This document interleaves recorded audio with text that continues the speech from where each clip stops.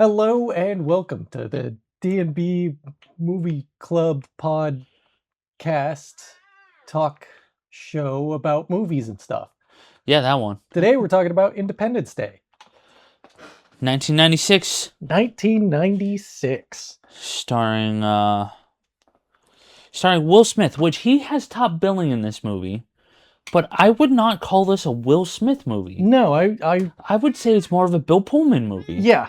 Because it's Bill Pullman, Jeff Goldblum, and a bunch of other people. He's definitely... But, like, Bill Pullman is introduced first. He's the president, and, like, you see more of Bill Pullman than you ever do. Well, I clocked it. Will Smith was not introduced in this movie until 21 minutes and 36 seconds into this film. Yep. And I was just like, what the fuck? For the main character, he really doesn't do very much. No. He's just another bit part. Not a bit part, but he's just another cog of this movie that is moving. Like, you can't get to the climax without him, but also someone else probably could have taken his place and it would have been fine. Yeah, pretty much. So watching this movie, I realized I have not seen this movie as much as I thought I had. Yeah. And then, like, I always heard that this is a Will Smith movie. This is not just a Will Smith movie. This is one of the Will Smith movies. And watching this, I was like, where is he? Yeah, because I'm pretty sure that it used to be on Sci-Fi, like, all the fucking time. And it's one of those, it's literally a movie about the 4th of July, so it's always playing during 4th of July. Yeah. At least when we were growing up. Yep. It was always on FX. Yeah. FX, I think you're probably right. I know it was on FX. I don't know if it was on Sci-Fi or not, but... It's a movie about aliens, so honestly, you're probably right too. Yeah. Just one of those movies that felt like it was constantly on TV. I honestly think that's why I thought I had seen it all the time, but yeah, watching it this week, I was like, I've only seen pieces of this movie. I wonder if that's like they just play like a TV edited version.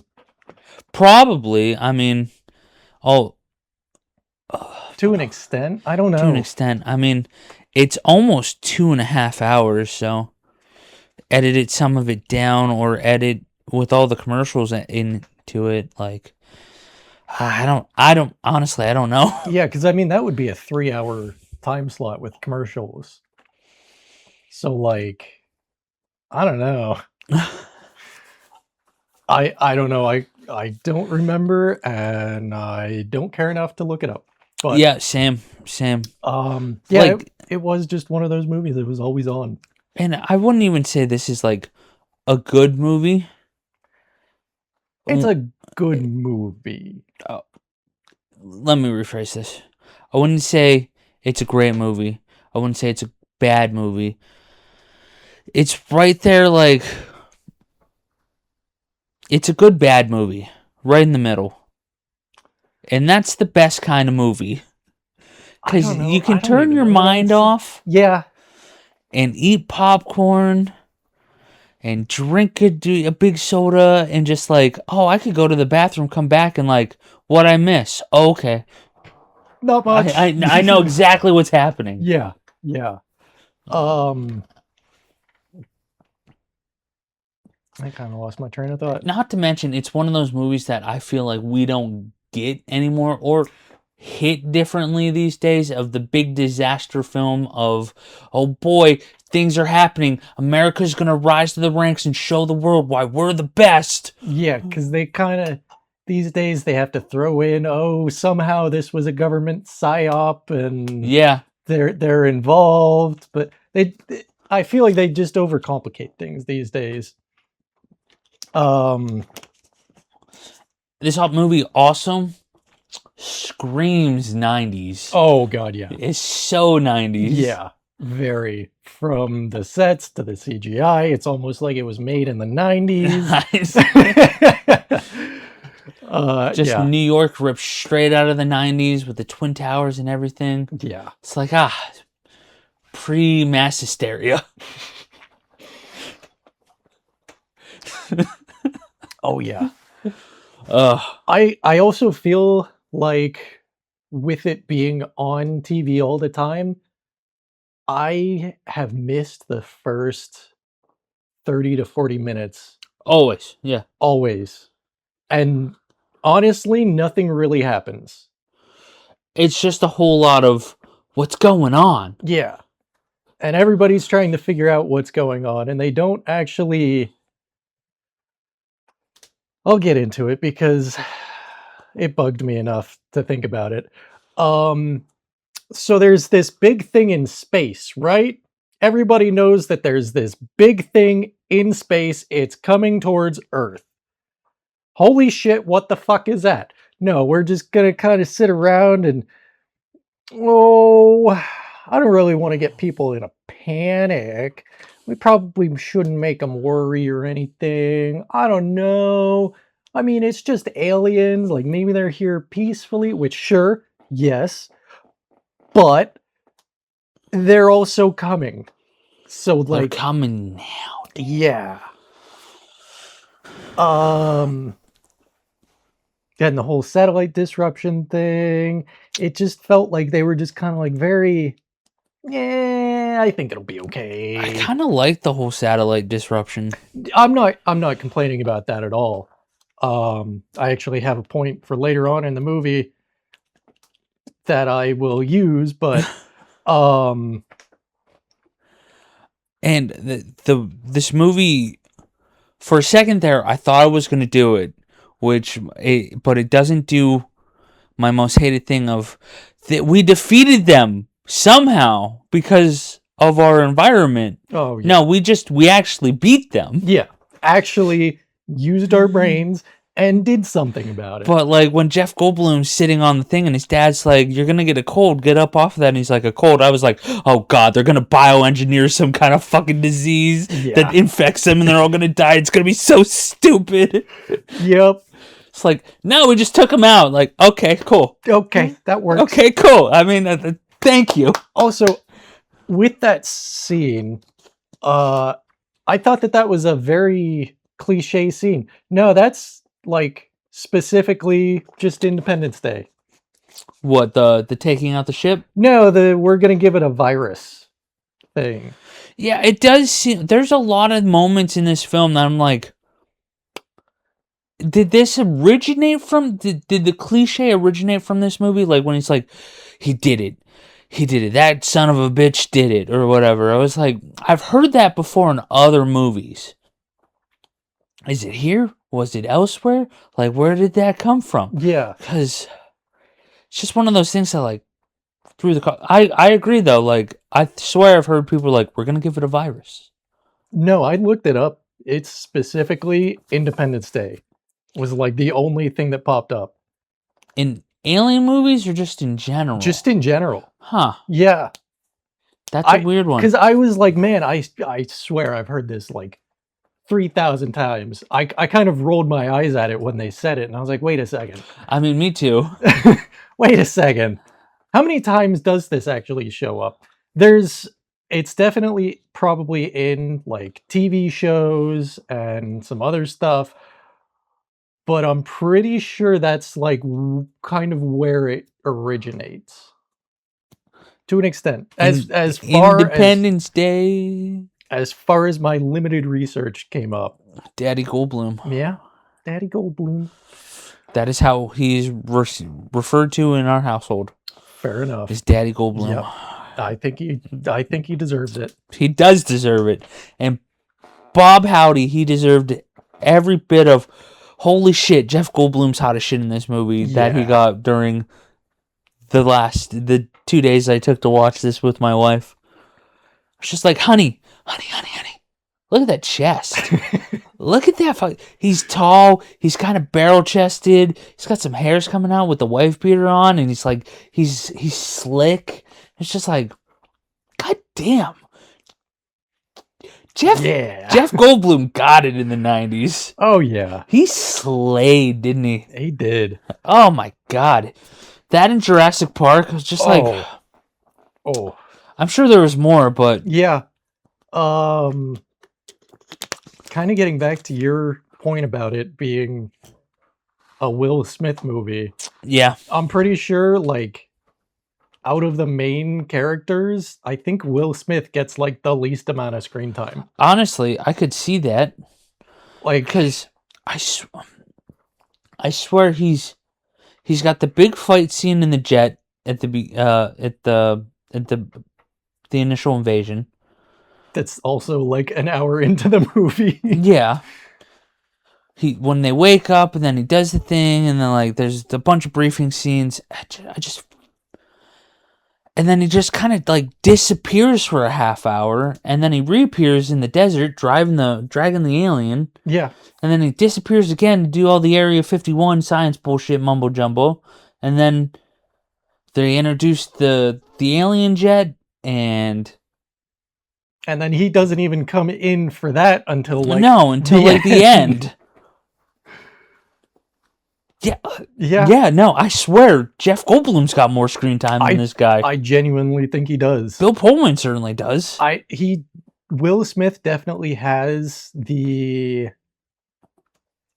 I gotta look. I don't want to say the lowest role, but he doesn't do anything genuinely important until the end. Talks about a fat lady a lot. Yeah, I love that. That's fucking hilarious. What's your obsession with the fat lady? We don't smoke them till the fat lady sings. What's your obsession with the fat lady? Oh god, that's great.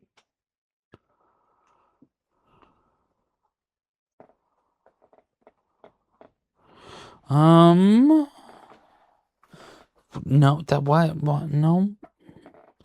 Nope. Okay. Gosh, you look up screen time for this movie, and I'm getting charts about fucking Game of Thrones.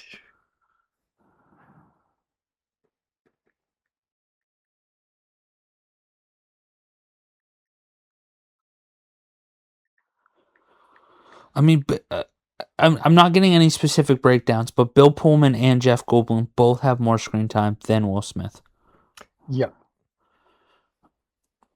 Which, again, is crazy. It's so crazy to me. It really is. I mean, don't get me wrong. His performance in the movie is genuinely pretty good. I mean, is it, though? Because he's just... Yeah, he's just playing Will Smith. He's just playing Will Smith. Which is... I mean, I guess that's why they hire him. Yeah. I mean, Jeff Goldblum plays Jeff Goldblum in the movie, too. So, like... Yeah, you got me there. So, I mean, like... Nerdy, sexy, snarky. Yep. Yeah. You know, he does it well. He sure does.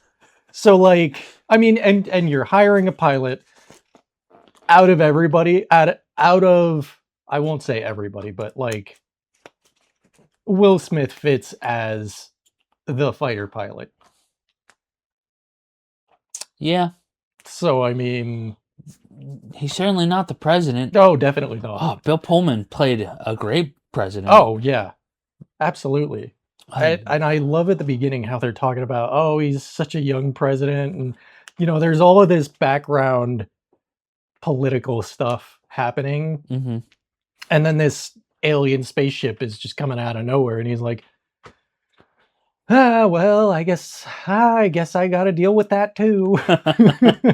Just another day in the office. Yep, pretty much. He does play this as very kind of like, I guess I got to do it. I didn't sign up for this, but I got to take care of it. Yeah. Yeah. Yep. I did enjoy this cast of characters. Yeah. And the whole plot of the movie.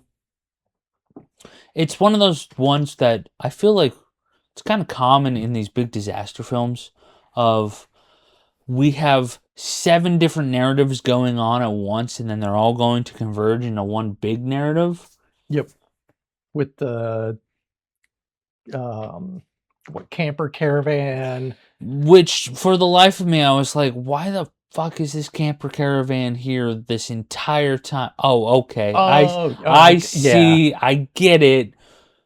I mean, I get it. Yeah, but it comes okay. along, but it's like in the beginning, you're just like, why the fuck do we care? Why do we care about this guy who can't crop dust the right fucking field? Yeah, exactly. Why do we care about this guy? Where the fuck is Will Smith? Right? I wouldn't be surprised if that drunk guy got more screen time. He might be on par. Yeah, but you're kind of left in the beginning. You're kind of left wondering because you've got Bill Pullman, president in DC. You got New York. You got Jeff Goldblum over here in New York. Yeah. Will Smith over there in San Francisco to... They kept calling it El Toro, which I've never heard of. It might be a... Is that a military base? I don't know if it's a real military base, but that was the name of the military base in the movie. It very well could be a real base. Was it San Francisco? I thought it was LA.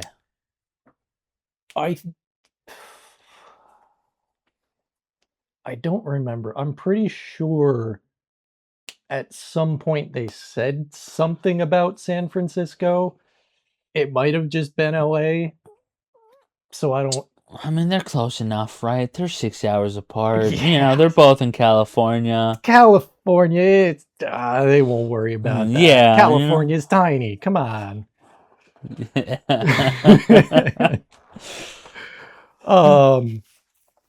I mean, you are all over the country. Yeah. And you're kind of left wondering how, like, what do these people over here have to do with these people over here? And it kind of makes sense the way that they all get pushed together. Yeah, the whole time I kept watching this, I was just like, the one shot, the one hero shot I distinctly remember, Jeff Goldblum and Will Smith walking together in their flight suits, smoking cigars. Mm-hmm. And I'm like, he's in New York and he's in LA. How the fuck are we gonna how does this happen? How do the dots connect? Where do we go from here? Yeah. I do really like that Jeff Goldblum's kind of arc of he's the nerdy TV guy. What the fuck is a nerdy TV? Like how does a nerdy TV guy even remotely involved in an alien invasion when he is the one that figures out, oh, they have this code, they're hijacking our satellites. It starts to make sense. The thing that kind of bugged me a little bit and even clearly bugs the character is he's the one that figured out that they hijacked the satellites with the signal. Like, he's the one that figured it out. Nobody in the Pentagon could figure anything else out about it. And they really don't care either. No, they really, really don't. Oh, cool. You could be useful. Yeah. I mean, they're really nonchalant about the whole aliens are coming part of this. Yeah. They're very, oh man, guess there's a spaceship outside today. Huh. Yeah, like the reaction to it is very much like, what do we do? Yeah. I guess we just go to work.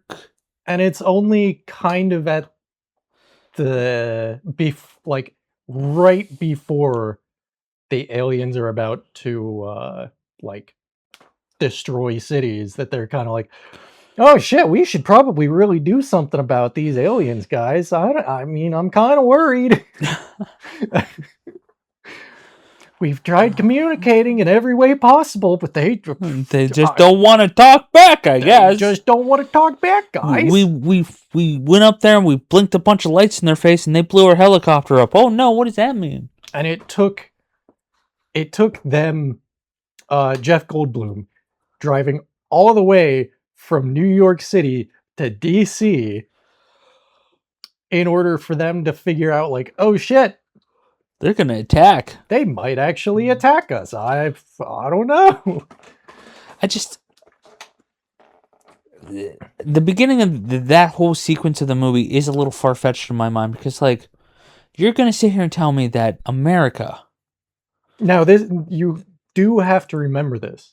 This is pre 9/11. That's fair. That's fair. Because that's a very big point to make. That's very true. The America that we grew up in, being almost 30-year-olds ourselves, we're just about as old as this movie. Yeah. Is very different than Yep. Than the world that it was then. So I'm just gonna retract my comment. Yeah. Just like Because I mean today, like, aliens show up on our front door, fucking they're trying we're to blow them up out of the sky. probably gonna just nuke them just to do it, kind of thing. I do appreciate his unwillingness to nuke them. I do as well. Even when he decides, like, okay, I guess we do have to do this, he's even still like, He does I not want to really do it. don't want to do it. Because I mean, they are maybe 10,000 feet in the air. Yeah. So like that's you're gonna have problems on the ground. I feel like there wasn't enough ramifications from the nuke though, after it was deflected off the shield. What do you mean? I felt like there should have been something of a reaction. Like I'm trying to I expected it was going to go into the shield, blow up, and then the surrounding area would be totaled. I mean, I guess it was already totaled from the invasion. Yeah. But like more so than it was not. What I chalked it up was like, where did this blast go? Did it get absorbed by the shield? I think okay, yeah. You see what I'm trying to say? I do.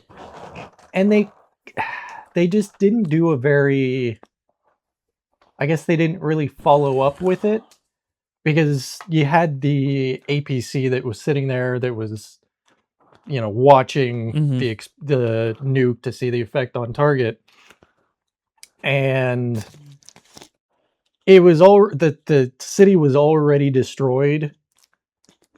So that one APC, they looked up and they were like, "Oh, it didn't do anything." But it was like the city was already destroyed, didn't really do anything else. I see what you mean. Yeah, it's just like, which is, with the whole being so reluctant to do it, you would think that they would. I thought that's where they were gonna go with it. I mean, I understand they more played it towards, oh shit, our most powerful weapon did nothing. Yeah. Against this thing, and like I get that, but with how much he was like so reluctant to fire said weapon, I was like, oh, there's gonna be some problems. Yeah. And then there wasn't. And then there really wasn't. Yeah. I thought he was gonna like have a breakdown, like they did nothing and now we lost LA and yeah, blah blah. I was like, what are we doing, Mr. President? Nope, none of that. Nope. Okay. Yeah, just didn't get it. Yeah, that was a little bit just disappointing. Yeah. Missed opportunity. A little bit. There was a lot going on in this movie. Yeah. Then we got to keep going because they're still in the air at that point, right? On Air Force One, or are they at Area 51 at that point? I can't remember. Don't remember. I think that they were still in the air for that first one, and then Jeff Goldblum says, "Oh, what about his dad?" I love his dad in this movie so much. Oh my god! He's just like stereotypical Jewish man who's all up in your face and knows better than you and is smarter than you and is. Yeah. Oh god. probably my favorite character. In the I entire agree. movie. His dad talks about, oh, what about the aliens we had back in the 50s? The Roswell and Area 51. It's like, don't believe everything you read in the tabloids, and then that sleazy fucking Department of Defense? Secretary of Defense is Secretary like, of Defense. well, actually. Well, President's just like, what? Why didn't I know about this? Plausible deniability. I was like, I guess, but also, no. Maybe. I I don't know. You can't say that you know what's going on in Area 51 today. that's fair. What if tomorrow there's an alien invasion and we need an alien spacecraft to go take them out? You bet your bottom dollar they're gonna pull that thing out of Area 51. I don't remember the character's name, but Jeff Goldblum's dad in this is so good. He's got the one when they're trying to bring everyone in later at the end of the film, and he's taking everyone into prayer and Judaism and all that stuff. And the Secretary of Defense is like, I'm not Jewish. And he's like, well, nobody's perfect. It was so fun. I love that so much. Oh, God, that was awesome. I was like, man, as soon as he's introduced when playing chess, and he's like, how's that checkmate? That's checkmate. I was like, I love this guy. Great. I didn't realize at the beginning that was a dad, though. I don't know if that was me or if that was... I think he... In the opening bits, you don't catch it because it's very much like they're just playing chess. Yeah. But I believe when he leaves, he says, I love you, Pops. Oh, okay. Or I'll see you later, Dad, or something like that. Yeah. Because I saw him kissing him and I was like, okay, that's... Because he still has the wedding ring on. Yeah. And he's like... It's been 3 years or 4 years or whatever. It's time to move on. Yeah. It's like, oh, okay, they're familiar with each other. See, I just kind of thought like, oh, he's just a really good friend or something like that. So I kind of missed it until I think they were driving to DC or something, and I was like, or I think he went to his house or something, Mm-hmm. and they started to drive to DC, and I was like, oh, okay, that's his dad. Jeff Goldblum, Mr. Recycle Hero in this movie. All this this whole hysteria is going on, and it's like, why did you not recycle this? I forget the character's name is Marty, but he's a character actor, and I love him so much. He's been in other things with the scratchy voice, very flamboyant, talking. I need to call my mother.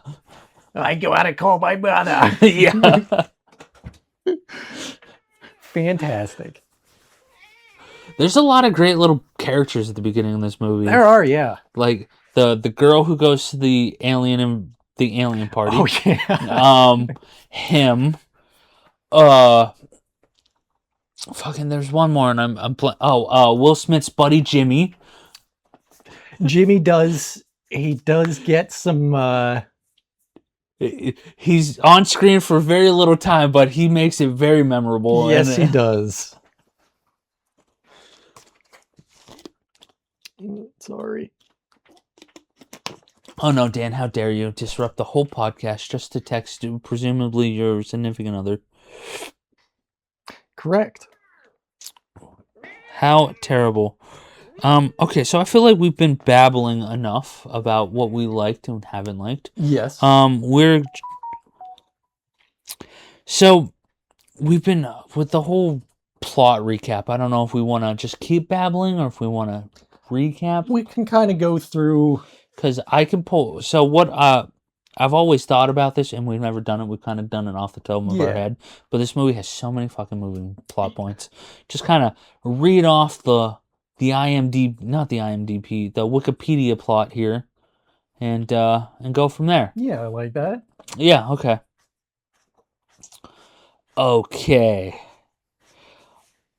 So the plot, you want to do whatever you want to do for that.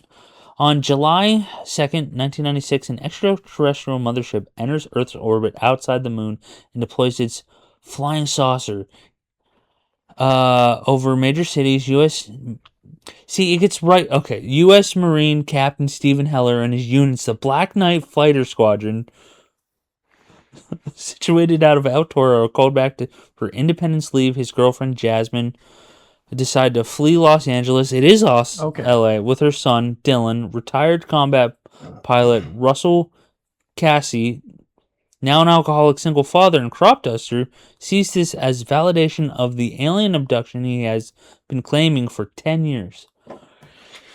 So that takes the entire 22 minutes of the first half of this movie Oh no, and just that's more than that. jams it. That's about the first 40 or 50 minutes. Yeah, you're right. Because that gets to Will Smith. That gets to... Well, they gloss, so in the next section, it's in New York City, technician David Levenstein decodes a signal embedding within government satellites transmissions, realizing that there is an alien countdown for a coordinated attack. It's that happens before Will Smith is even introduced. Yep. Yeah. Kind of just shows how the beginning is very all over the place. It truly is all over the place, and how do you even really start that? And I kind of want to say it's honestly kind of in a good way that it's all over the place.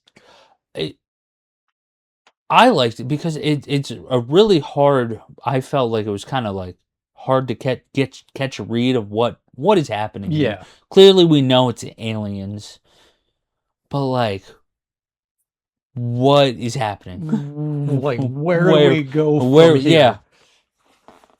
There's aliens, and how do all of these people's lives come together? I appreciate that it was actual aliens coming down in motherships and not our previous entry of the World at War.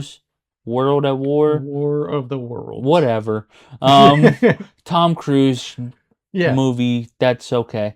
With them coming down and they're already there in the world, and yeah, that one's kind of dumb that they're here, they've been here for millions of years, and now they're just doing the thing. That's stupid. These are very classic flying saucers. Yeah. Which I truly appreciate. Not really, because they are absolutely ginormous. Well, yeah, what it is, I jumped over the dimension because for some reason it mentions it. It's 15 miles long. Yeah. Humongous. Yeah, it's fucking...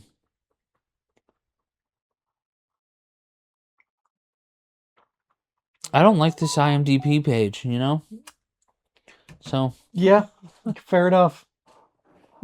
it's all over the place. Sorry, audience. You just gotta... It's even more all over the place than the movie is. Yeah, the movie. We're trying here. Yeah.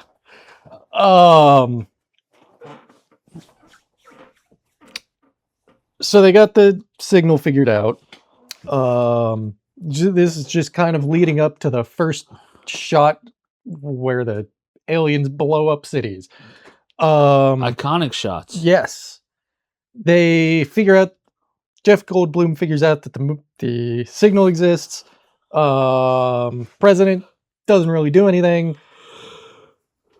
No, he just tells people not to leave their homes, you know? Pretty much it just pulls all the troops off of their long holiday weekend and just don't go outside. Just stay inside, Yeah, just a giant alien spaceship above your house, but don't worry about it. In most major cities and nations. Yeah, that's not a problem. No, not at all. Here. It's something we're trying out. Experiment. Yeah. Every U.S. voter gets to have a picture with the flying saucer. Yeah. They figure out that the signal is a thing. Jeff Goldblum tries to call his ex-wife. She doesn't pick up. So he drives there, tells them about the signal. Will Smith's character doesn't actually matter until after the aliens start blowing stuff up. Yeah. Jeff Goldblum basically convinced the president to listen to him about the signal and that they were gonna attack. I love the president's and Jeff Goldblum's relationship. because they kind of gloss over it. It's very quick, but they were friends and they worked together, and his advisor is Jeff Goldblum's ex-wife, and he thought like, oh, you're fucking my wife, so I'm gonna punch you, and they had a falling out, and it's just like, and not Lewis Pullman, that's his son. Bill Pullman is very reluctant to let him help.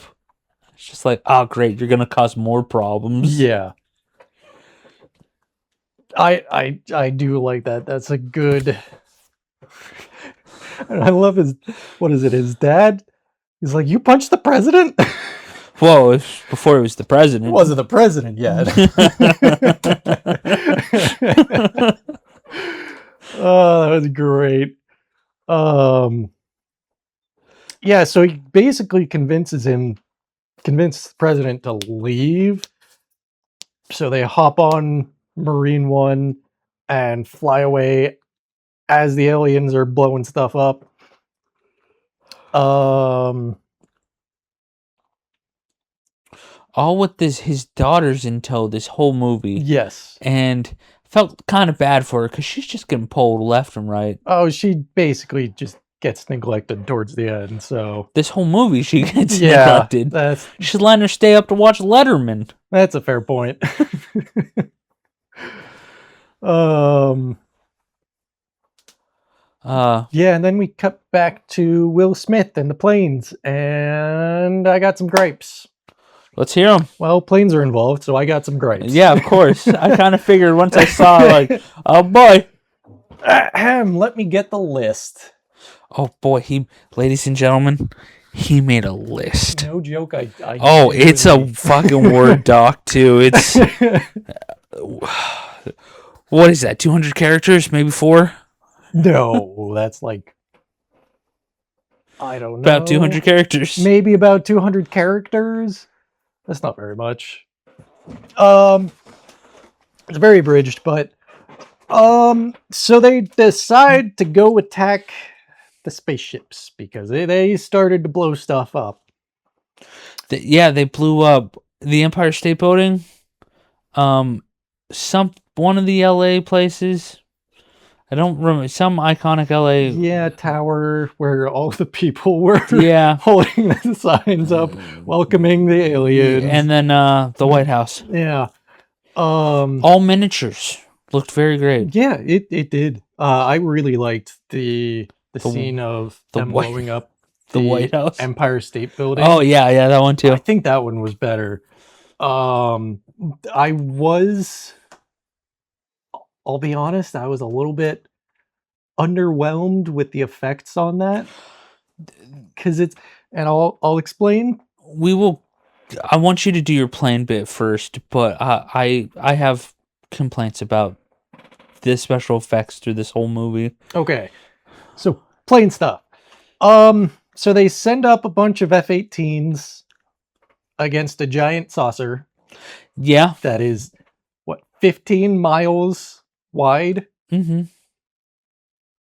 And they get practically within spitting range of it before they do anything. Which I find very odd. Which is incredibly stupid. No, they're doing things. They're cracking jokes. Oh, you know what? You got that? Yeah. And they decide to shoot air-to-air missiles at it. Yeah. And that is about the dumbest thing that you can do in that situation. Something that is 15 miles wide is completely different from a little tiny airplane. And I know some airplanes are pretty big, not 15 fucking miles big. And I also pulled up a diagram to show the AIM-120, because that's the first thing that they shoot at it, right? So they shoot an AIM-120. Now, there are props to be made here that they did say Fox 3 correctly, because they were shooting a radar. What is it? What's an AMRAAM? I know. It's okay. I don't know exactly what it stands for, but it is a radar semi-self-guiding missile. Correct terminology is Fox 3.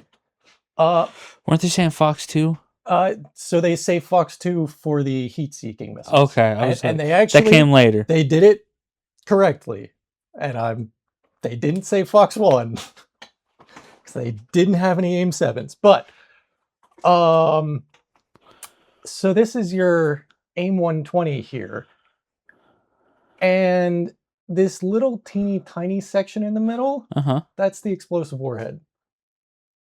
Out of the entire thing, it's that little bit right there. Okay. Not a whole lot. No. No. No, what were they just firing warning shots? Apparently. Because the aliens Hey, go home. Right? Like, and then it bounces off the shield anyways. So it's like, okay. They could have used air-to-ground missiles. They could have used... I mean, they could have friggin' bombed the thing. That would have been a significantly better option than shooting a little genuinely dinky missile at it in this situation. For this situation. Genuinely dinky missile. Well, and then they get to the super dinky missile, which is the AIM-9s that they shoot off after they shoot the AIM-120s. And the AIM-120s do nothing. And then they shoot AIM-9s at it, which are even teeny tinier than the AIM-120. And it's like, what are we doing here, man? Guys, can we figure this shit out? Right? Come on. Like maybe use the right tool for the right job. They don't know what the right tool is, Dan. They've never fought aliens before. I know, but my other main criticism of if you're going to shoot air-to-air missiles at it, they had F-14s and they didn't shoot the AIM-54. Which, compared to an AIM-120, let me see if I can pull it up here.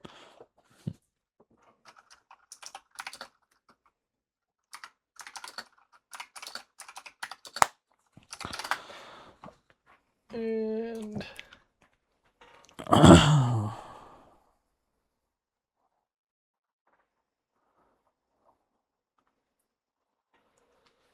Not a 174, I want an AIM-54.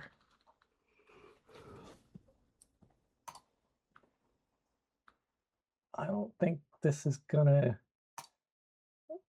I don't think that there's a really good, like, direct comparison picture because the F-14 couldn't carry the AIM-120, it carried the AIM-54 and AIM-7s and AIM-9s, where the F-18 carried AIM-120s and AIM-9s.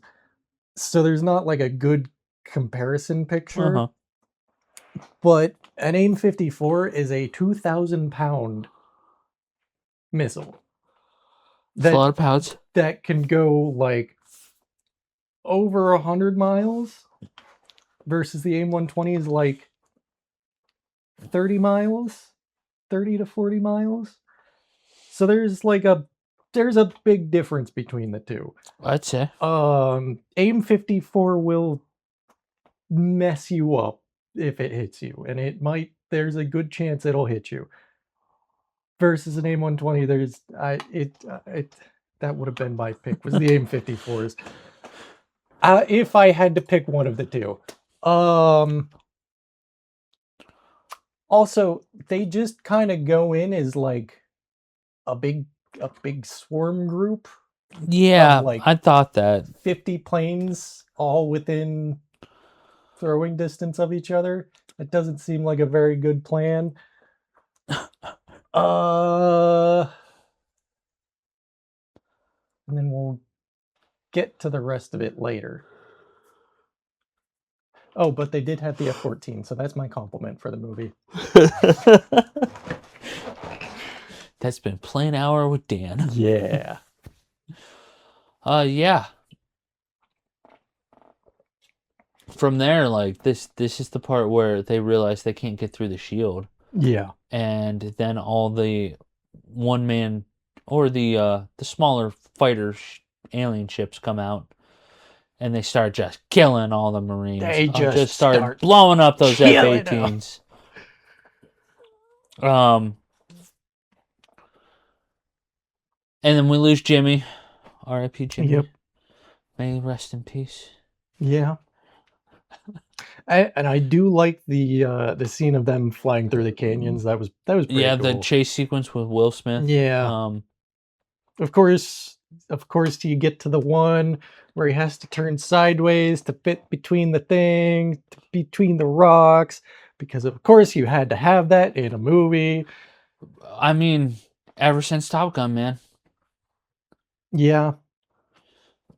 I feel like that's where it started. Think of which one came first. Would it be Top Gun or Episode 5 of Star Wars?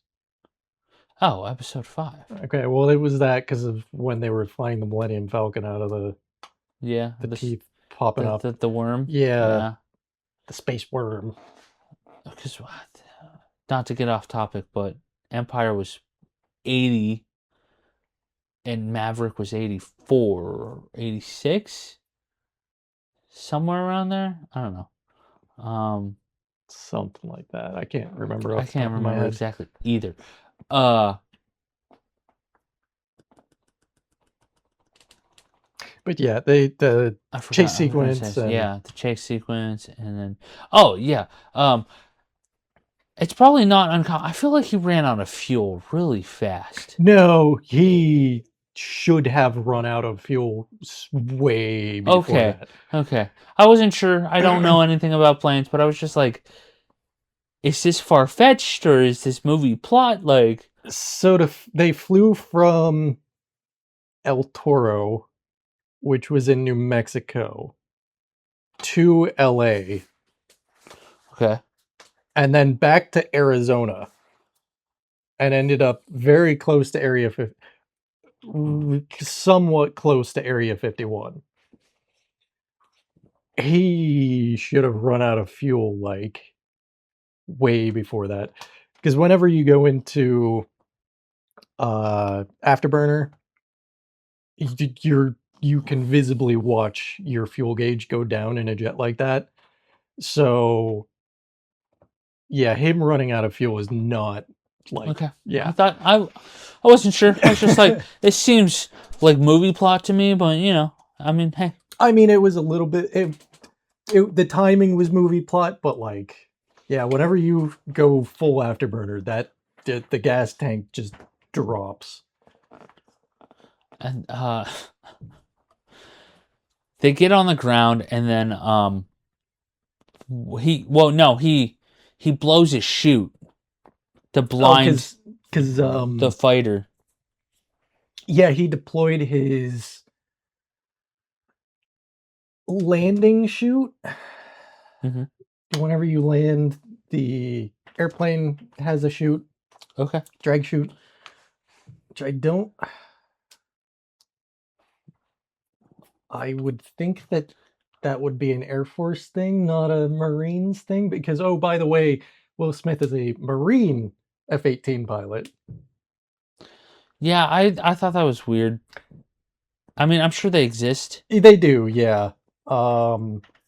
They exist. I don't think that there's that many of them.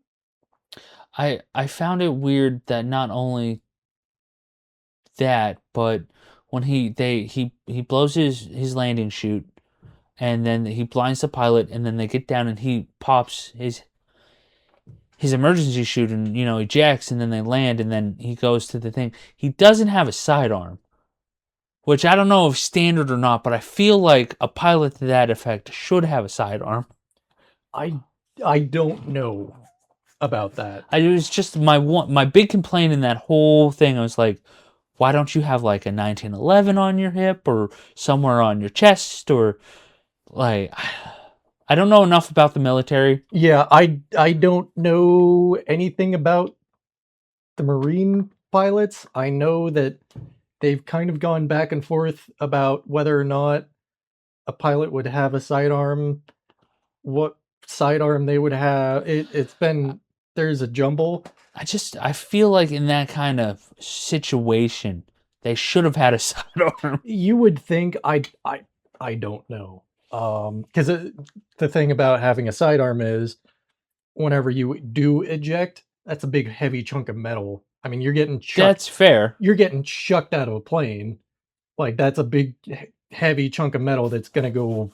I mean, Wherever. yeah, Yeah. flying around, and it could be something along the lines of it's in the like emergency pack that they eject with. I and never he just thought of that. never Yeah. he didn't want Well, to. he very much runs and then confronts the alien and punches just punches that thing right in the face. I just love how he goes running up to the thing and he's like, yeah, see what you get, see what you get. It's like, dude, you just literally wrecked your plane Yeah, I to thought the same thing. disable him. You just to take down him to be able to punch him in the face. Yeah. Like the amount of effort you had to put into just taking down one of them. Yeah. That got a laugh out of me. And then just how easy the alien went down. My wife who was kind of sort of watching with me. She's just like, with a punch? I was like, I don't know, aliens are weak, man. I mean, but he's wearing an exosuit. But it's a biological exosuit. It's just I don't know. I guess. Whatever. And then it's for the plot, man. Just let him have it. I guess Will Smith really wanted to punch an alien. I mean the for the 7 seconds of screen time he had in pretty this movie. much. The alien did just go through a crash. Yeah, that's what I was trying to chalk it up to in my head. So he crashed just. I don't know, man. I don't know. I won't say it's good logic, but It's logic. like, it's movie logic. So It's a movie. I don't know. We can't find an alien to try it out on. So We could. you sure? I don't know. We can go try Area 51, see if they got them still. We might. They might. Yeah, They might. They might. You don't know. Just a random thought. You remember that time that somebody decided, hey, let's all go run into Area 51? I wanted to be a Naruto runner. Yeah. It's just one big vibe fest. Oh, yeah. It's great. That would have been a great thing to just like show up to and just Yeah. be like, yeah. I mean, we're not actually going to do it, but like, would be really funny if somebody did it. Oh, yeah. And then I'm honestly surprised no one did. They would have been shot on sight. No, because they knew that it was happening, so they were like, I mean, not messing around, but like, I don't think that they were gonna just random, like, they knew that it was happening. They probably wouldn't have shot someone unless they really had to. So who knows? I don't remember where we go from there. But From there, I think we go back to is it Goldblum? Goldblum and the president, and I think this is at the point where they're like, okay, let's go to Area 51. Yeah, because that whole thing happens with the dad and the plane and then they because they're Marine One is the helicopter. Yes, Marine One is the helicopter. Air and Force then One is the plane, and I Yes. can't remember if the conversation about New Mexico. Yeah, it all happens on Air Force One, think right? so. Yeah, because they get to yeah, they get to the hangar there, and yeah. then they're like, oh, they just attacked New Mexico or something like Mhm. that. Yeah, it was something along those lines. And apparently Area 51 is perfectly set up for this situation where they just happen to have a whole bunch of planes laying around. Yeah, like Will Smith mentions it when the RV caravan shows up, and he's like, "Oh, I saw a military base back there," and the one dude's like, "Around here, no." There's nothing on the map. And he's like, oh, it's there. Oh, Oh, it's there. It's there. It's there. Oh, it's there. I love the sequence when he rolls up to the gate and so, Captain, I can't let you in. Really? Really? Look at that. What is that? It's like, You don't have the clearance. That's my clearance. That was great. That's Again, a very Will Smith. He's so Will Smith in this. Yeah. Very, very Will Smith. Yeah, and then he's like, oh, well, all right, guess you better let him in. Let him in, and fucking Fresh Prince over here is Pretty gonna fucking much. go wild. Guess he took out an alien, so I don't know. So now, not quite everybody is together because the president's wife was in. L.A. She was in LA. She was. Where? Why were they talking about San Francisco? I don't know. I think that it was probably just because like to highlight like San Francisco is also being under attack. Because they did mention a few other cities. They mentioned Chicago. They mentioned Miami. And, Okay. Other places. Dallas was thrown in there, and across the world they mentioned Egypt and shit like that. Dallas was where they sent the nuke, I think. Was it? Maybe. Yeah. I think. I don't know. It was very much just to highlight like this is a global phenomenon that is happening. Not just that, but also across the continent. Continental. Stroked out for a second. The continental United States. Yeah.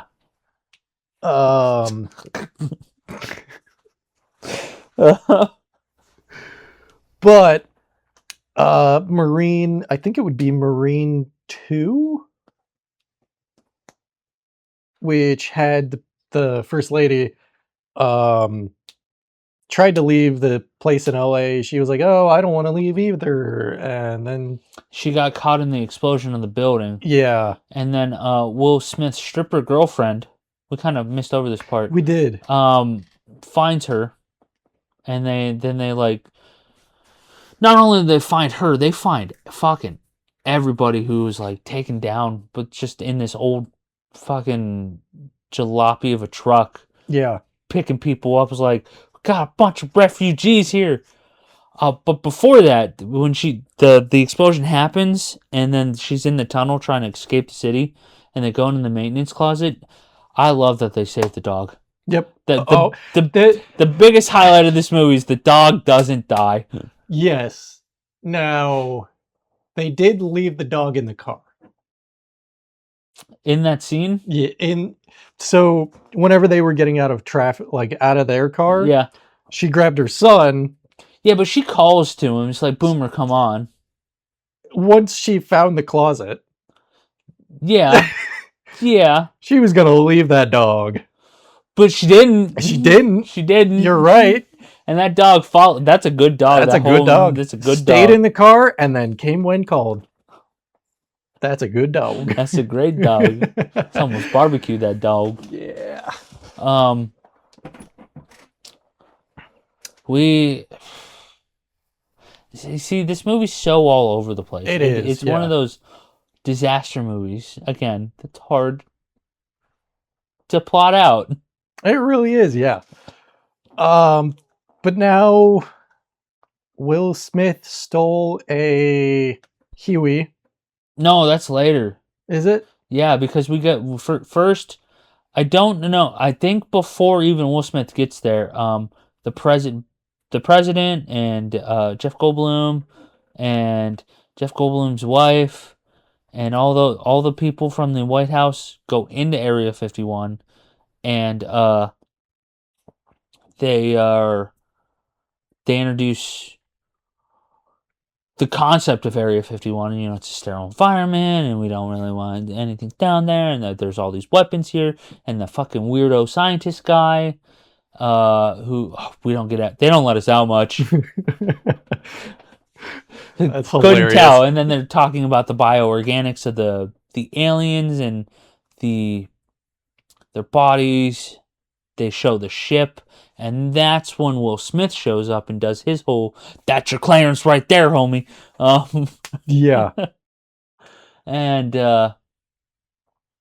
then they have the dissection scene.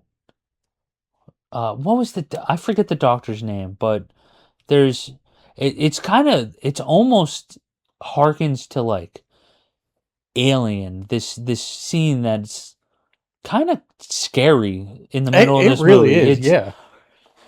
It's a where great scene. They go in and they pop open the biosuit, and there's like the squishiness underneath, and then the hand is still moving. And I forget, was there a tentacle involved? There were a lot of tentacles involved. And just people start dying, man. Yeah. I do like the look, or the, how do I even say it? The biosuit was like really freaking gross. Yeah.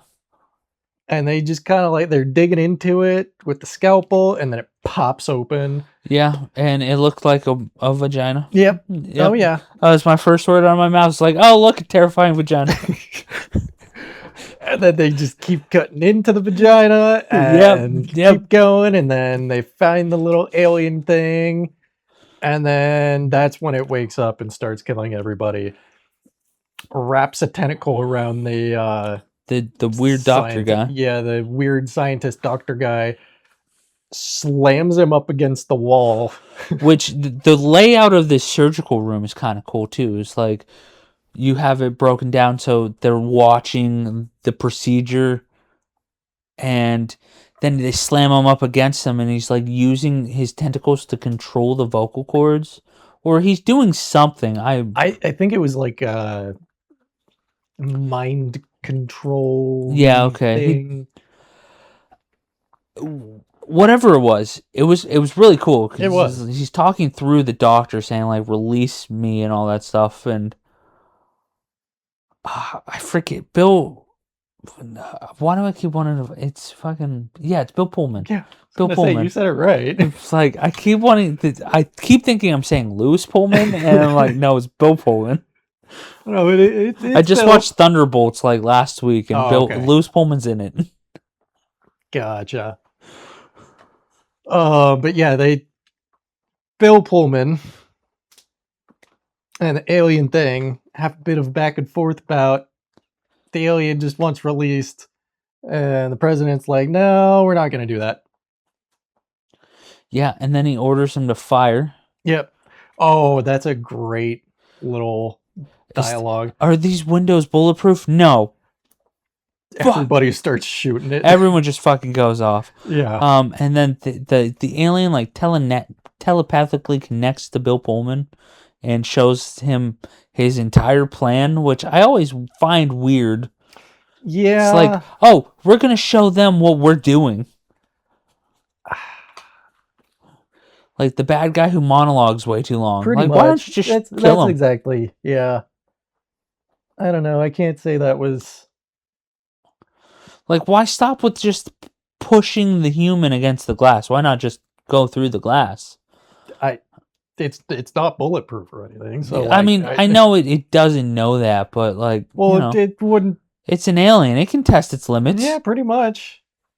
Yeah, I don't know. Weird. I thought that was one of the weirder choices of this film. Yeah, I will say the practical effect of the alien really fucking cool, dude. Yeah.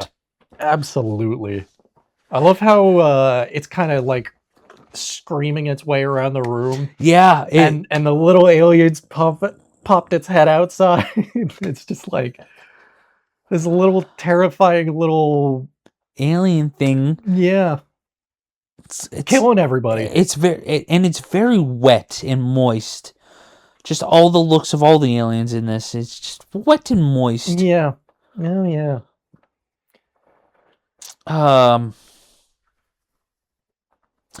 That's when Will Smith steals the Huey to go rescue his stripper girlfriend. Yeah, and the first lady.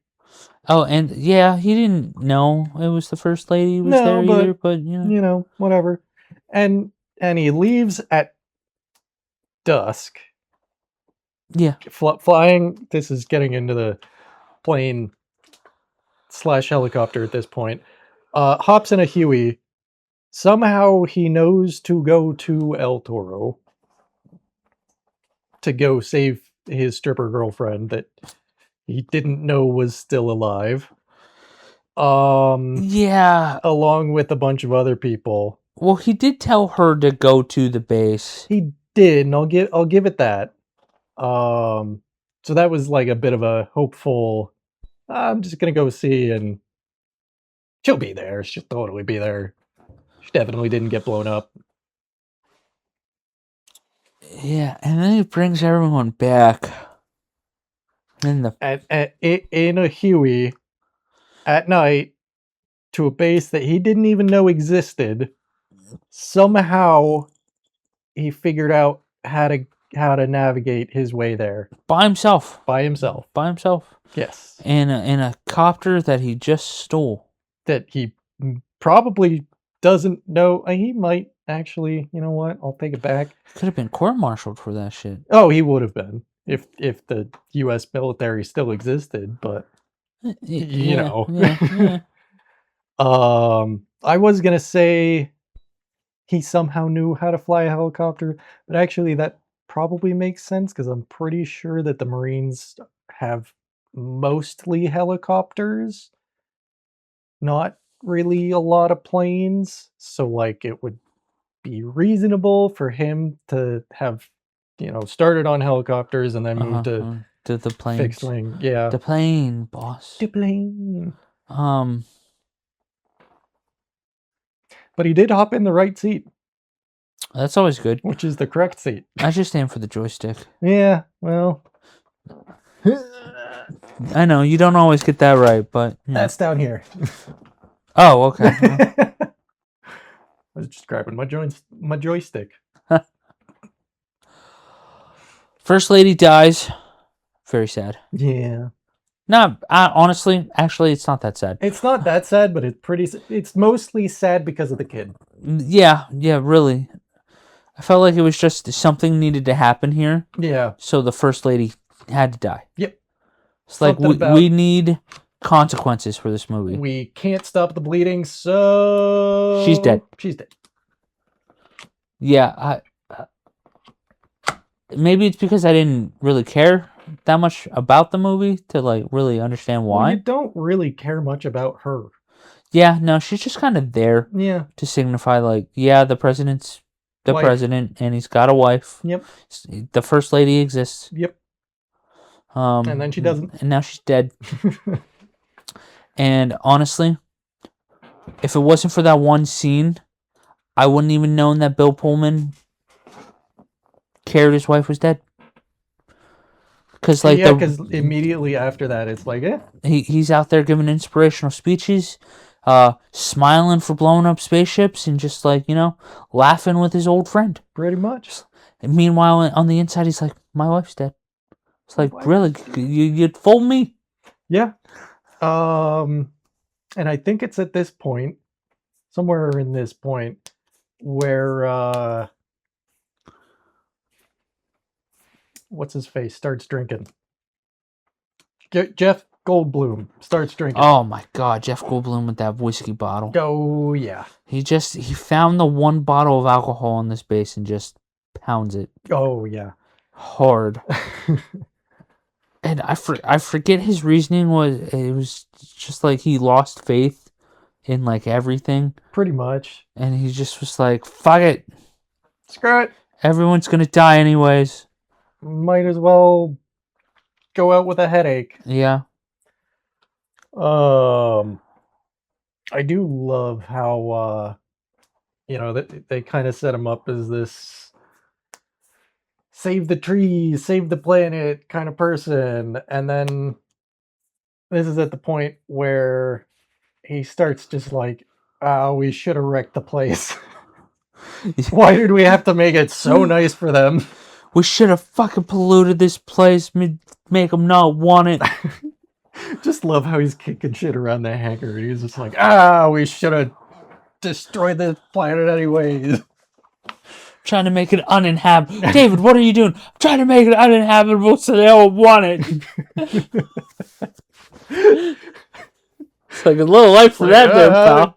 A little bit late there, buddy. And then we get the moment with his dad where he's like, get off the concrete, you'll freeze to death, or you'll catch a cold. You'll catch cold. You'll catch a cold. And then he's like, aha, Eureka!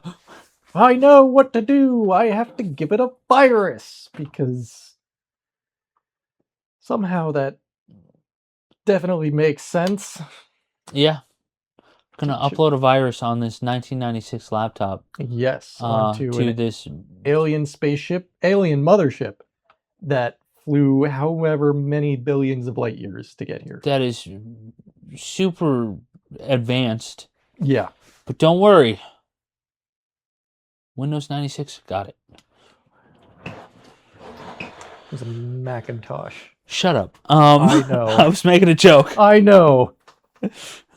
But actually, hey man, that's who I am on the inside. I actually don't know if was Windows 96 a thing? I don't know. I know Windows 95 was a thing. Yeah, I feel like it was. Anyways, Yeah. It doesn't really matter. It's No. just like old laptop save day. Yes. Yes. They do the virus thing. Oh, and somehow Jeff Goldblum, who is basically completely blackout drunk as he drank most of a bottle of whiskey, is able to not only come up with the plan to save the world, but he also makes the virus to upload to the shields. Yeah. Because somehow disable them. He uses the same code somehow, right? there was something about he used the signal that he picked up from the satellites to be able to write a virus. I don't know. They didn't really explain It's it. very loose. They didn't really bother with explaining it because it doesn't make sense. It doesn't need to make sense. No. It's just like, oh yeah, we got here to get here to get there to get there. Yes. Movie. Somehow this guy who's blackout drunk is He might be blackout drunk, but he's smarter than you. now he's sober again. Don't worry about it. Yeah. And this is the part of the scene where it's like he's very wet.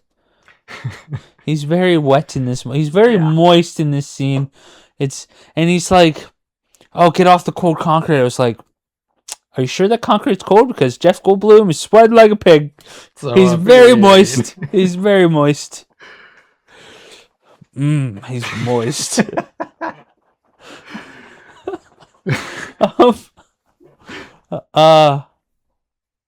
Yeah, and then finally, we didn't mention it at all, but this takes place over the course of like July 2nd, 3rd, and 4th. Yes. And at the beginning of the virus talk and all that stuff, it's July 4th. Yeah. Well, I think it actually, it doesn't really matter. I think it was like the night of July 3rd / early morning July 4th. Yeah, because they come up with the plan to do the virus. They retrofit the alien cruiser with the missile, and they gear them all up. And then they go to look for civilian pilots, which is where the crop duster comes in. Yep. And he volunteers. They have 6 hours. I don't really understand the time frame of, hey, we have to do it like now, like today. Like, you got a lot of shit to get figured out. They gotta win. Yeah. You got a lot of shit to get figured out. And you're giving yourself a time limit of 6 hours. Like, I get it. You just want it done. The quicker it's done, the less people are going to die. But at the same time... Oh, because I think it was their time limit of the alien spacecraft going around destroying all of the major cities. Yeah, I think you're right. No, that sounds right. I think that was kind of their time limit, because they said something about it's going to be, they'll have everything destroyed in 36 hours. Because and then they start talking to everyone on Morse code. Yeah. Trying to coordinate a planned attack around the globe. And they do it. They do it because that's what America could do in the 90s. We're gonna tell them to do it, and they're just gonna do it. Today they'd laugh at us.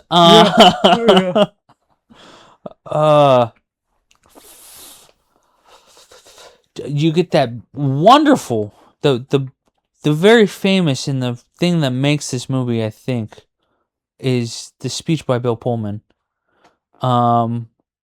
And I forget some of it, but it's just like, the 4th of July will no longer be an American holiday, but a global one. Yeah. Today, this day of our independence. Not from... I don't know. We will not go quietly into the night. That one, yeah. Which, on a completely different side note, I used to watch a lot of, because when they were promoting the Dragon Ball Z movie, Resurrection of F, the three major voice actors in that movie recreated a bunch of scenes, and Sean Schemmel, the voice of Goku and King Kai, did this speech as King Kai, and it's the funniest thing ever. I should show it to you later. It's so great. Absolutely.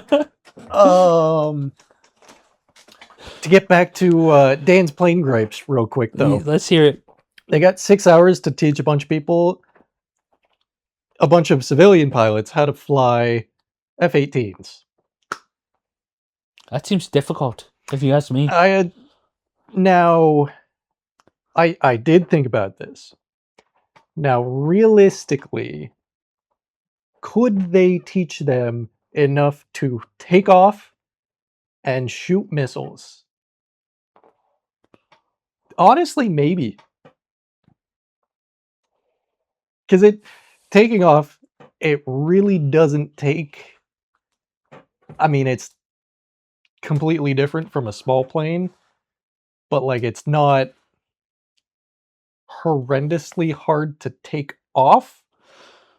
Well, they are looking for pilot volunteers too, so you have to imagine that some of them know a thing or two around a flight stick. Right, that's what I mean, is like they know the basics of flying, so to get these people who maybe they have small aircraft, maybe airliners, maybe you can hope, to get them to go from,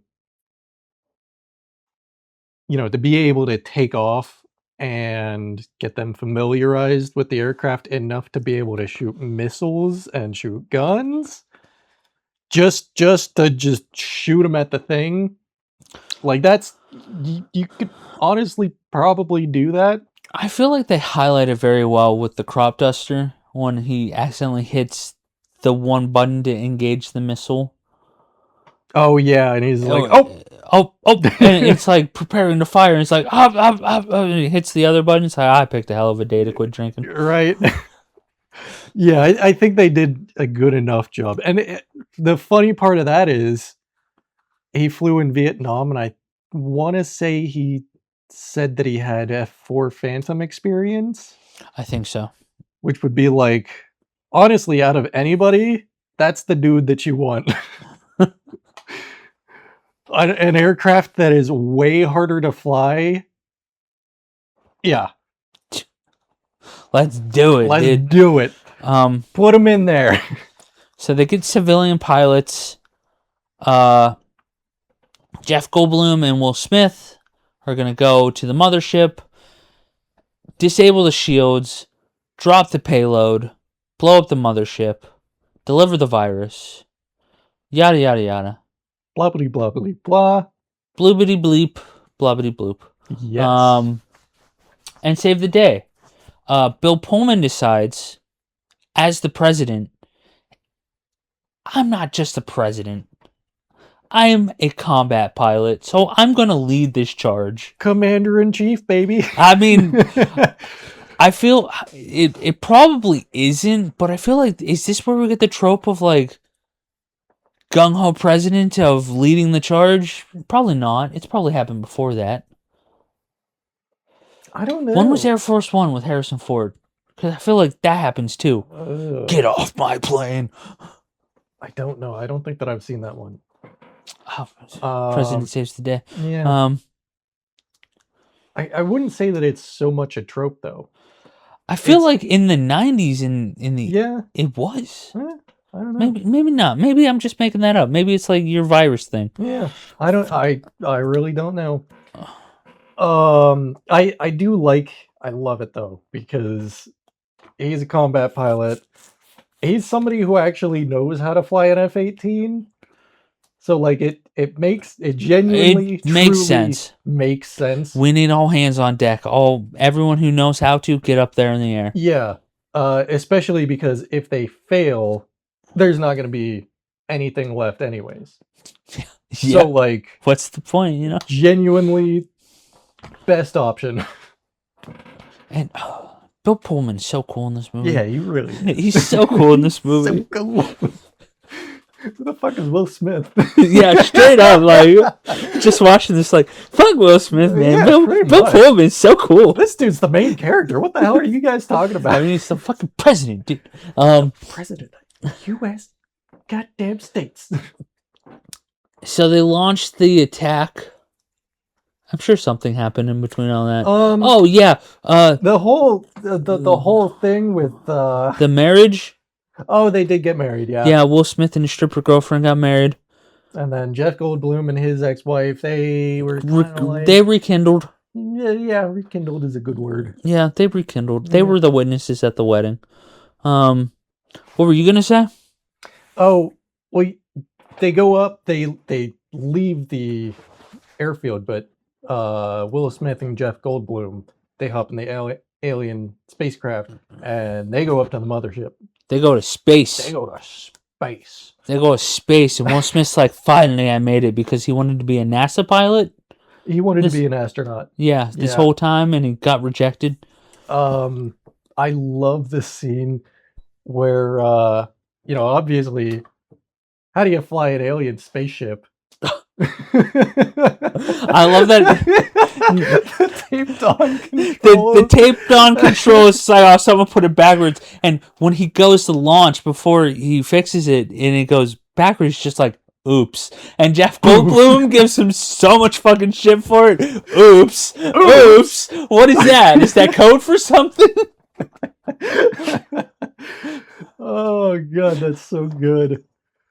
And then I love later when he's like, were you not going to tell me that? It's like, oops. Well, because that's when they get the alien mothership takes control of their ship. Yeah. And starts bringing them in. Jeff Goldblum's like, oh, man, I thought would probably happen. Will Smith's like, when were you going to tell me about that? He's like, oops. They're not together very long, but they are a comedy duo. Absolutely. They're so funny. Incredible. The whole thing with the cigars, and then his dad's like, "Oh, here, take mine. Take mine," and then it's not over till the fat lady sings, "This is her lifeline." And then when he gets up there and he starts talking about, "What's your obsession with this fat lady? You keep talking about her." Oh, God. And then when they leave and he's like, Elvis has left the building. I don't know if you caught it. Jeff Goldblum makes an Elvis impersonation. No, I didn't catch it. I forget what he said, but he does an Elvis impersonation. And it's so good. Oh, that's incredible. I do like how Will Smith and Jeff Goldblum, they get pulled into the spaceship. The scene of them going into the spaceship, genuinely freaking awesome. It's because you just see him coming up to the spaceship and the thing is just ginormous. And you see him getting closer and closer and closer. And it's like, okay, So where are they gonna end up going? And it's this teeny tiny little triangle that was just a like speck of dust on the side of that Yeah, thing. pretty much. And you go in and you see a bunch of troops lining up for the actual invasion. What do you think they're doing? Oh, I don't know. Preparing for an invasion? I mean, kind of makes a little bit of sense there. But you see them like organizing ground troops, and you kind of see there's a whole lot of more fighters, and this place is absolutely humongous. And there's got to be like millions, if not billions, of these little alien things on yeah. this spaceship. I mean, I think it was a third the size of the moon is something what they said. I can't remember, but I'm gonna say yes. It It was was somewhere around. It was. I remember that line of dialogue. I don't remember the size comparison, but I want to say it was a third, but just absolutely ginormous. enormous, gigantic.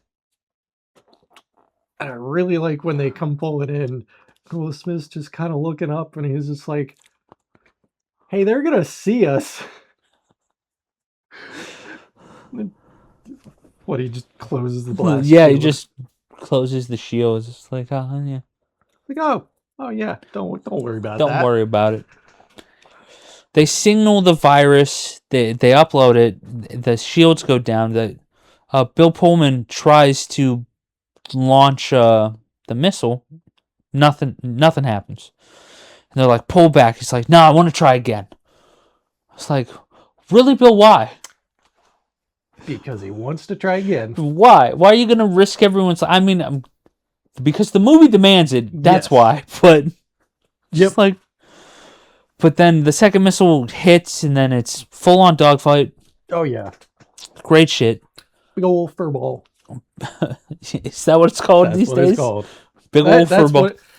what. Big bunch of planes flying around fighting together. Yeah, that's a fur ball. Oh, the more you know. Yep. They go to blast the main weapon, and then they're all like, concentrate fire on that thing because that's weak spot, I guess. And everybody's out of missiles because they just shot them at the side like idiots. Drunky McDusterson comes up, and his missile's jammed. Can't fire it. So he just suicides himself right into that thing. Yep. I mean, it works. Yeah, hey, it works. And yeah. the whole thing blows up. Because it got blue balled. Yep. Yep. And then they tell him, like, hey, tell the rest of the world. This is how you do it. Make sure someone kills themselves every time. Oh, yeah, absolutely. One fighter jet, one dead spaceship. The Japanese will go crazy. God damn it. Dan, you can edit that. Oh, that out. one's getting cut. If you have balls, should leave it in.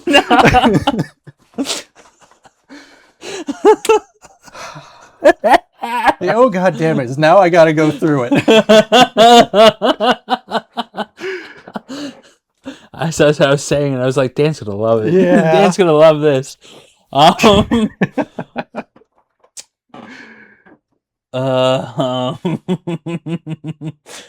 forget. Oh, the alien spaceship blew up. Oh, yeah. It blew up. And somehow it was right above Area 51, but it blew, and it was about to drop its little beam shitter onto Area 51.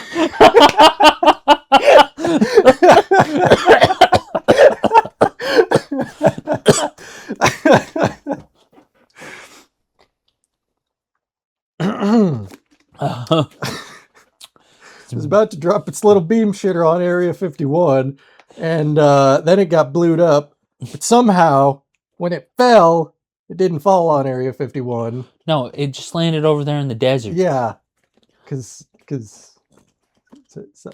that makes sense. Yeah.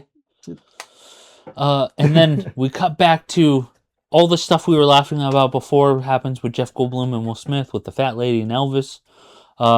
They were stuck in locking position, so they were like, ah, shit, they've accepted their fate. They're about to smoke the cigars, They shut the nuke off anyways. and then they're like, fuck it. They shot the nuke off, and then they come unattached, and they're like, let's get the fuck out of here. And they do just that, is they get the fuck out of there. And they get the fuck out of there. They come back to Earth, and then everyone's like, oh no, they're dead. And then someone was like, no, they're still alive. And then all the people and the president's there for some reason. I guess so. Because, They I ain't the mean, American. he was there. Yeah, that was his plan too. Yeah. Um, Now, the thing that was dumb was super dumb. taking the daughter out there. No, not taking the daughter out there. Will Smith crashed another fucking plane. I mean, yeah. Hey man, he's a great captain. Sure, he's crashed 75 fucking jets in his career, but that's besides the point. I mean, I'll give it to him. He's got one alien spaceship per aircraft, but like... He's got the mothership, so, you know. I mean, he did get the mothership. I'll give it to you. Like, you can just crash the damn thing. I mean, I'm not complaining or anything. Just like you could have probably saved it. And then they come walking out like some bad motherfuckers chewing on those cigars. Oh and yeah. Then they start talking about fireworks, and then that's the movie. That's Independence Day. Except for the final speech by Bill Pullman about how a year later. There was a final speech? Yeah. Oh, fuck. I turned off the movie. Wait, there's a final speech? Are you Yeah. kidding me? No, I'm not. Because it cuts the credits. It cuts to black, but it goes to a year later. No, it doesn't. It does. You're fucking shitting me. No, it does. Oh, fuck. I didn't want... There, I think I might have it pulled up. Because they're standing in the desert and they're watching the spaceship. Yeah, and it's on fire. It's on fire, and then and then it goes to black. that's not the end of the movie. That's not the end of the movie.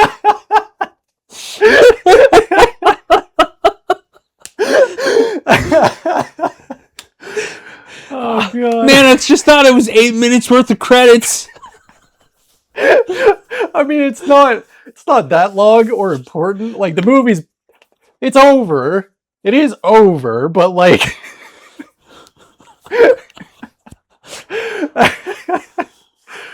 oh god. I'm so shook right now.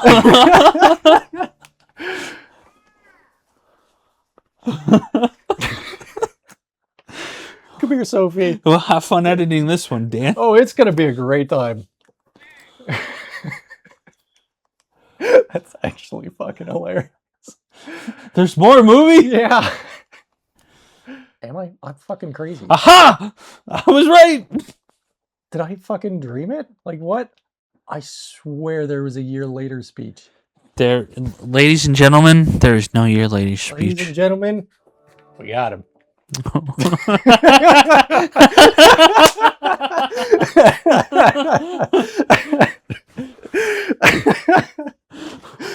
Well, that's been a podcast right there, ladies and gentlemen. Now I gotta look it up and just like what? If you like what me and Dan put out each and every week, please like, comment, and subscribe, and tell us why. We'll see you here next week with some more gaming stuff, and then the week after is another D&B movie club, which I'm circling around two ideas right now. One's kind of like, I know a lot of people will like, and the other one's, it's not that people won't like it, but it's not like, oh boy. So, I mean, do what you want to do. I will. I just, yeah. I haven't decided yet. Roll the wheel. Consult the wheel. I'm going to consult the wheel, Yeah. just with the two choices. Yeah. One involves you getting a subscription, so I don't know if I want to do that to you. I yet. don't care. So yeah, tell us what your thoughts are on Independence Day. And tell us if you saw the super secret year later speech. Maybe Dan's thinking about the sequel. I genuinely don't know. I swear it was a thing. And while Dan figures out where that scene is, you folks have a great evening. Good night.